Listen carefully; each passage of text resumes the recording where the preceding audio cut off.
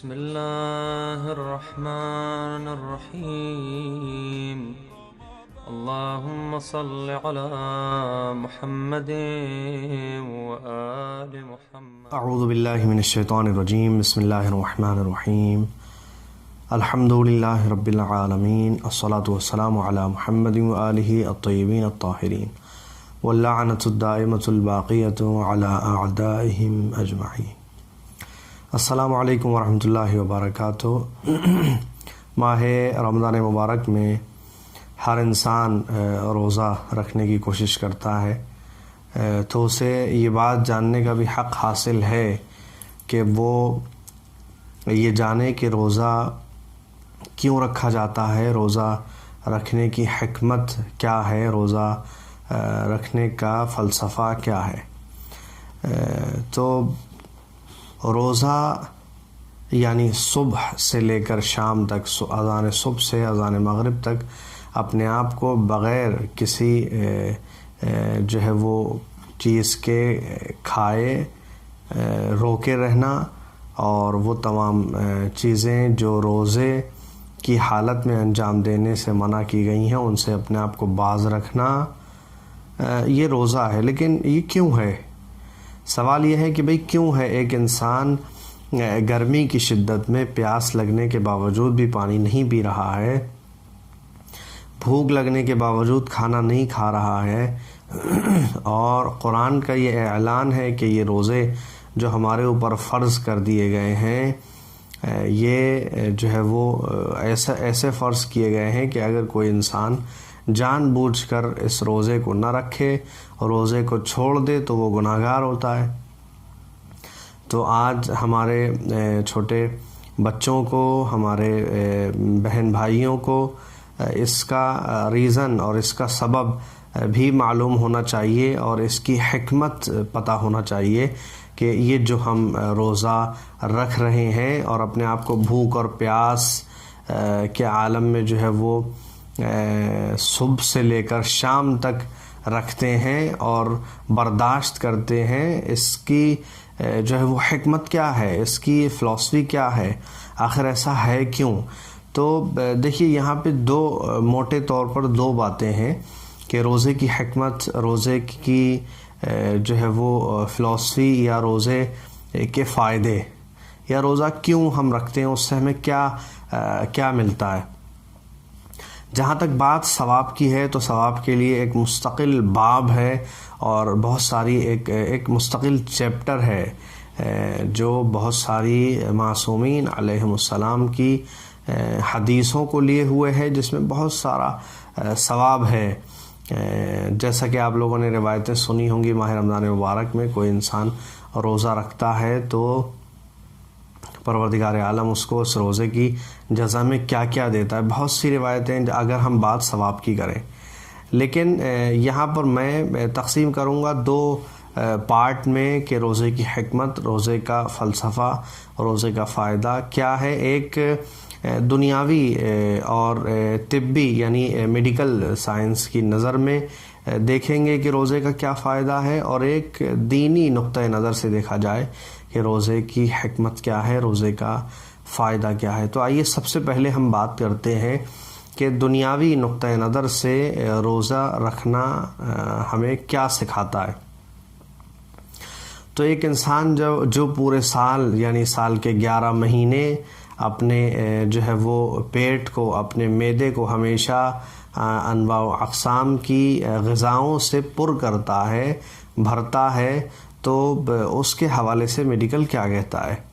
تو میں نے یہاں پہ کئی سارے ڈاکٹرز کے لیکچر دیکھے اور ان کی تحریریں پڑھیں، تو اس میں ان کا بیان یہ تھا کہ ایک انسان کا معدہ اس مشین کے مانند ہے کہ جس کے اندر آپ ایندھن ڈالتے جاتے ہیں اور ختم ہوتا جاتا ہے، ایندھن ڈالتے جاتے ہیں، ختم ہوتا جاتا ہے.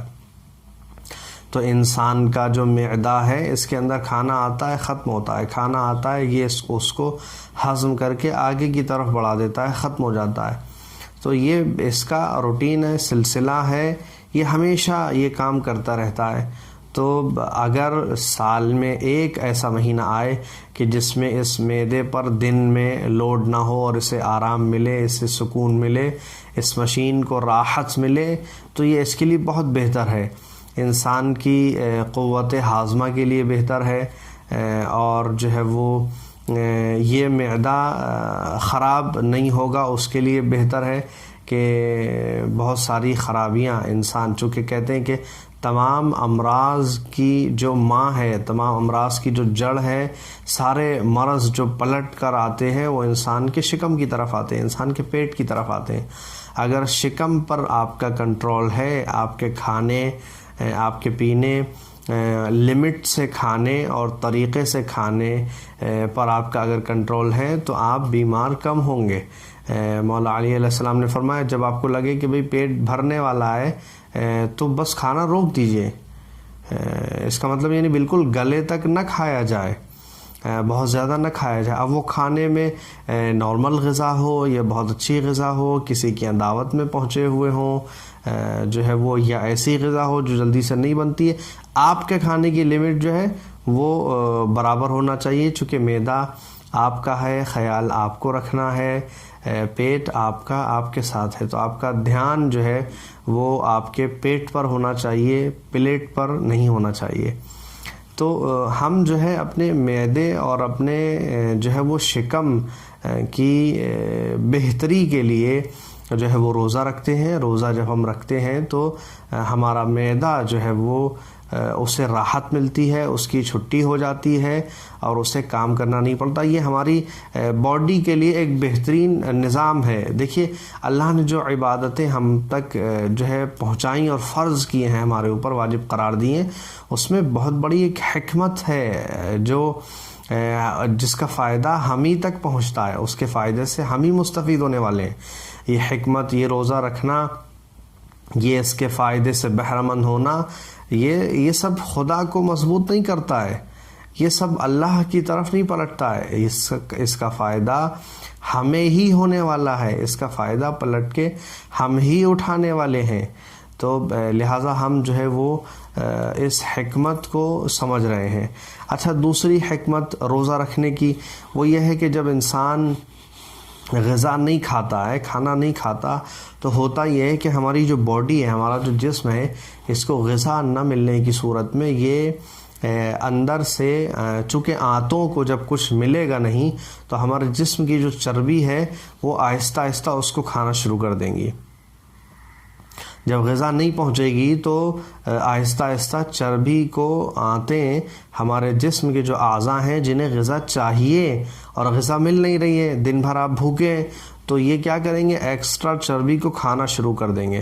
تو آپ کا فیٹ، آپ کی ایکسٹرا چربی، وہ چربی جو آپ کی باڈی، آپ کے جسم کے لیے نقصان دہ ہو سکتی ہے، وہ وہاں سے کم ہونے لگے گی اور اس کا فائدہ بھی آپ ہی کو جو ہے وہ ملنے والا ہے۔ تو انسان کی جو ہے وہ ایکسٹرا چربی بھی روزے سے ختم ہو جاتی ہے، معدے کو بھی فائدہ ہوتا ہے، اور اس کا سب سے بڑا فائدہ یہ ہے کہ انسان جب روزہ رکھتا ہے تو میڈیکل بھی اس بات کو کہتا ہے کہ اگر کسی کو کینسر ہے تو کینسر اپنے ابتدائی مراحل میں اگر چھوٹا سا ہوتا ہے تو جیسے جیسے آپ غذا تناول فرماتے ہیں، جیسے جیسے آپ کھانا کھاتے ہیں، کھانا کھانے سے آپ کا گوشت بنتا ہے، آپ کی ہڈیوں کو قوت ملتی ہے، آپ کے خون میں اضافہ ہوتا ہے، آپ کا خون بنتا ہے۔ تو یہ کھانا کھانے سے مختلف چیزیں جو آپ کے جسم کے اندر بنتی ہیں، وہیں پر ایک چیز بنتی ہے۔